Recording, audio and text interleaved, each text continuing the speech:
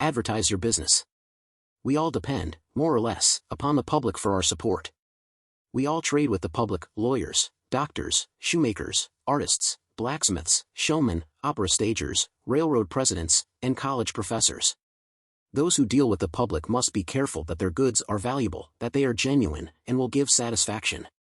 When you get an article which you know is going to please your customers, and that when they have tried it, they will feel they have got their money's worth, then let the fact be known that you have got it.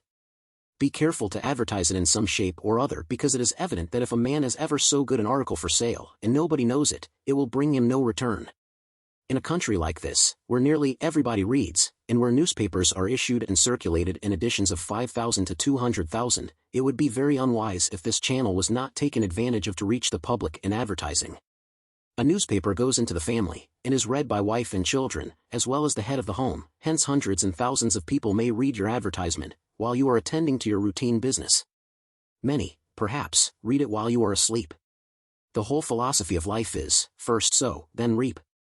That is the way the farmer does. He plants his potatoes and corn, and sows his grain, and then goes about something else, and the time comes when he reaps. But he never reaps first and sows afterwards. This principle applies to all kinds of business, and to nothing more eminently than to advertising. If a man has a genuine article, there is no way in which he can reap more advantageously than by selling to the public in this way. He must, of course, have a really good article, and one which will please his customers. Anything spurious will not succeed permanently, because the public is wiser than many imagine. Men and women are selfish, and we all prefer purchasing where we can get the most for our money, and we try to find out where we can most surely do so. You may advertise a spurious article, and induce many people to call and buy at once, but they will denounce you as an impostor and swindler, and your business will gradually die out and leave you poor. This is right. Few people can safely depend upon chance custom. You all need to have your customers return and purchase again. A man said to me, "A man, I have tried advertising and did not succeed, yet I have a good article." I replied, "My friend, there may be exceptions to a general rule. But how do you advertise?" "A man, I put it in a weekly newspaper 3 times, and paid $1.50 for it." I replied, "Sir, advertising is like learning, a little is a dangerous thing." A French writer says that. French writer: the reader of a newspaper does not see the first mention of an ordinary advertisement, the second insertion he sees, but does not read, the third insertion he reads, the fourth insertion, he looks at the price, the fifth insertion, he speaks of it to his wife, the sixth insertion, he is ready to purchase, and the seventh insertion, he purchases. Your object in advertising is to make the public understand what you have got to sell, and if you have not the pluck to keep advertising, until you have imparted that information, all the money you have spent is lost. You are like the fellow who told the gentleman if he would give him 10 cents it would save him $1. "Gentlemen, how can I help you so much with so small a sum?" asked the gentleman in surprise. "Fellow, I started out this morning," hiccuped the fellow, "with the full determination to get drunk, and I have spent my only $1 to accomplish the object, and it has not quite done it. 10 cents worth more of whiskey would just do it, and in this manner I should save the $1 already expended." So a man who advertises at all must keep it up until the public know who and what he is, and what his business is, or else the money invested in advertising is lost. Some men have a peculiar genius for writing a striking advertisement, one that will arrest the attention of the reader at first sight.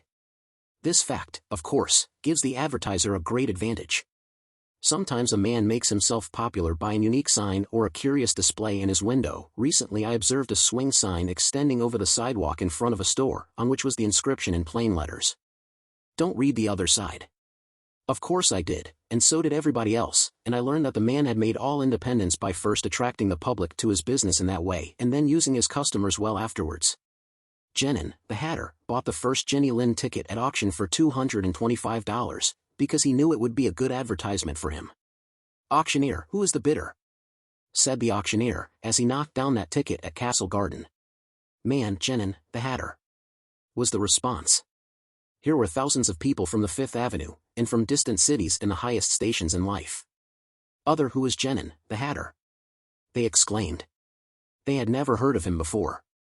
The next morning the newspapers and telegraph had circulated the facts from Maine to Texas, and from 5 to 10 millions off people had read that the tickets sold at auction for Jenny Lind's first concert amounted to about $20,000, and that a single ticket was sold at $225, to Genin, the hatter.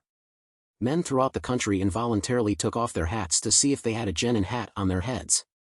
At a town in Iowa, it was found that in the crowd around the post office, there was one man who had a genin hat, and he showed it in triumph, although it was worn out and not worth 2 cents. One man, why, you have a real genin hat, what a lucky fellow you are. Another man, hang on to that hat, it will be a valuable heirloom in your family. Still another man in the crowd who seemed to envy the possessor of this good fortune, said. Still another man, come, give us all a chance, put it up at auction. He did so, and it was sold as a keepsake for $9.50. What was the consequence to Mr. Genin? He sold 10,000 extra hats per annum, the first 6 years. 9/10 of the purchasers bought of him, probably, out of curiosity, and many of them, finding that he gave them an equivalent for their money, became his regular customers. This novel advertisement first struck their attention, and then, as he made a good article, they came again. Now I don't say that everybody should advertise as Mr. Genin did.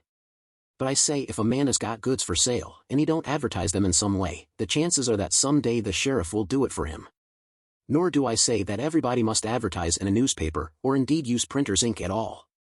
On the contrary, although that article is indispensable in the majority of cases, yet doctors and clergymen, and sometimes lawyers and some others, can more effectually reach the public in some other manner.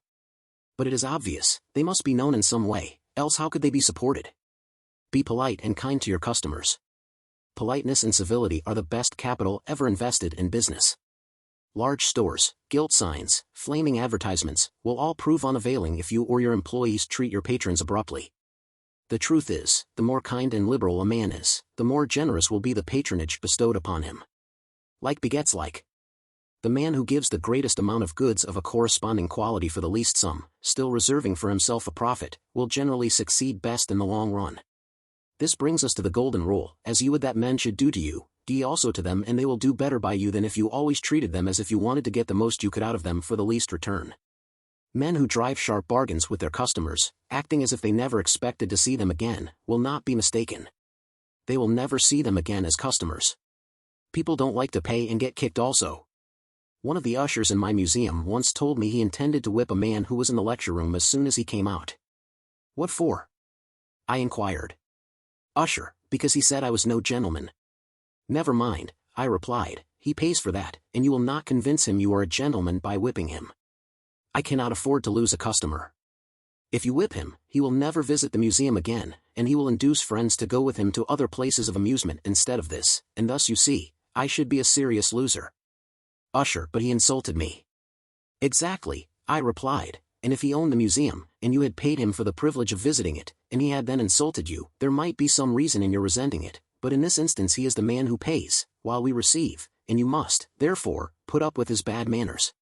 My usher laughingly remarked that this was undoubtedly the true policy, but he added that he should not object to an increase of salary if he was expected to be abused in order to promote my interest.